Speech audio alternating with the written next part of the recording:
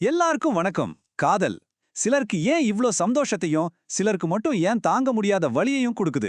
இந்த கேள்விக்கு பதில் வானத்துல இருக்கிற நட்சத்திரங்கள் கிட்ட இருக்குன்னு வேத ஜோதிடம் சொல்லுது. வாங்க காதல் தோல்விக்கு பின்னாடி இருக்கிற அந்த வானியல் ரகசியங்களை நம்ம ஒன்னா சேர்ந்து பார்க்கலாம். காதல் ஒருத்தருக்கு மட்டும் ஏன் தேனா இனிக்குது, இன்னொருத்தருக்கு ஏன் விஷமா கசக்குது? பாருங்க, ஒரே உணர்வு தான், ஆனா எப்படி ரெண்டு பேருக்கு ரெண்டு விதமான அனுபவத்தை கொடுக்க முடியுது? இதுக்கான பதில தான் நாம ஜோதிடத்தோட பார்வையில தேட போறோம். ஆயிரக்கணக்கான வருஷங்களா மனுஷங்க பதிலுக்காக வானத்தை அண்ணாந்து பார்த்துக்கிட்டு தான் இருக்காங்க. நம்ம காதல் மாதிரி ரொம்ப ஆழமான அனுபவங்களுக்கான பதில்கள் கூட நட்சத்திரங்கள்ல எழுதப்பட்டிருக்குன்னு வேத ஜோதிடம் சொல்லுது. குறிப்பா நாம பிறக்கறப்போ கிரகங்களோட நிலைதான் நம்ம வாழ்க்கை கதையோட முதல் அத்தியாயம். சரி, வாங்க விஷயத்துக்குள்ள இன்னும் கொஞ்சம் ஆழமா போலாம். காதல் உறவுகள்ல ஏற்படுற இந்த போராட்டங்களுக்கு ஜோதிடம் சொல்ற முக்கியமான காரணங்கள் என்னென்னு இப்ப நாம பார்க்க ஆரம்பிக்கலாம். ஜோதிடத்தை பொறுத்த வரைக்கும் ஒரு காதல் தோல்விக்கு முக்கியமா மூணே கிரக அமைப்புகள் தான் காரணம். ஒன்னு, காதலுக்கான கிரகமான சுக்கிரன் வீக்கா இருக்கிறது. ரெண்டாவது, திருமணத்தை குறிக்கிற வீடுகள் பாதிக்கப்பட்டிருக்கிறது. மூணாவது, ரொமான்ஸுக்கான 5ஆம் வீடு சவால்களை சந்திக்கிறது. இந்த மூணும் தான் காதல் தோல்விக்கான ஜோதிட ஃபவுண்டேஷன். இப்படி தியரியா பேசுறது ரொம்ப ஈஸி. ஆனா இதையே ஒரு நிஜ ஜாதகத்துல வச்சு பார்க்கும்போது தான் அதோட தாக்கம் எவ்வளவு பெருசுன்னு நமக்கு புரியும்.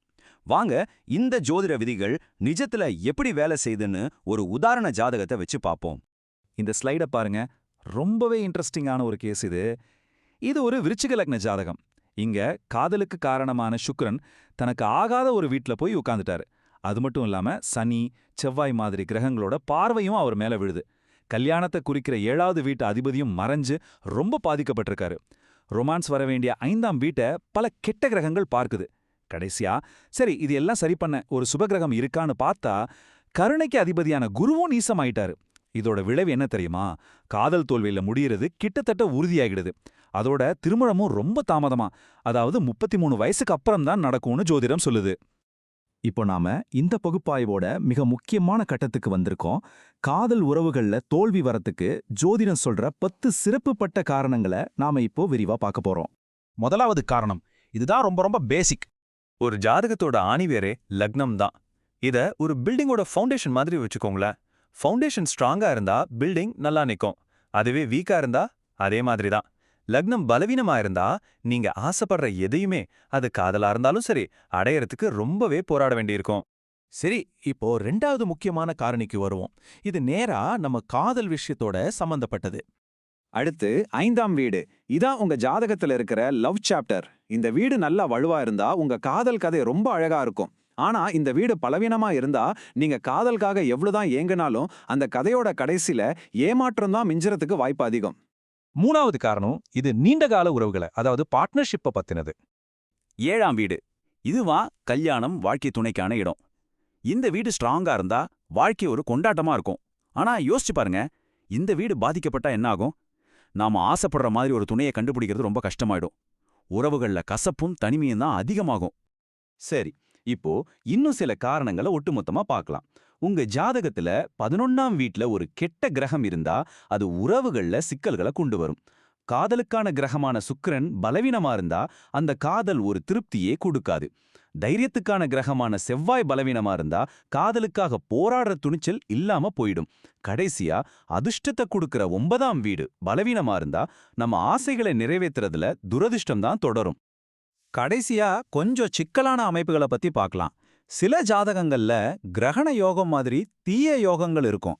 இது சூரியனுக்கோ சந்திரனுக்கோ கிரகணம் பிடிக்கிற மாதிரி நம்ம காதலுக்கும் கிரகணம் பிடிச்ச மாதிரி ஒரு நிலை. அது மட்டும் இல்லாம காதல் திருமணத்துக்கு காரணமான கிரகங்கள் வக்ரகதியில, அதாவது பின்னோக்கி போற மாதிரி இருந்தா உறவுகள்ல தேவையில்லாத குழப்பங்களும் விசித்திரமான பிரச்சனைகளும் வந்துகிட்டே இருக்கும். இவ்ளோ நேரம் நாம பிரச்சனைகளை பத்தியே பேசிட்டோம். சரி, இதுக்கு ஏதாவது தீர்வு இருக்கா? இருக்கு. இப்போ கொஞ்சம் நம்பிக்கையான விஷயங்களை பார்க்கலாம். இந்த கிரகங்களோட தாக்கத்தை சரி செய்ய ஜோதிடம் என்னென்ன வழிகளை சொல்லுதுன்னு பாப்போம்.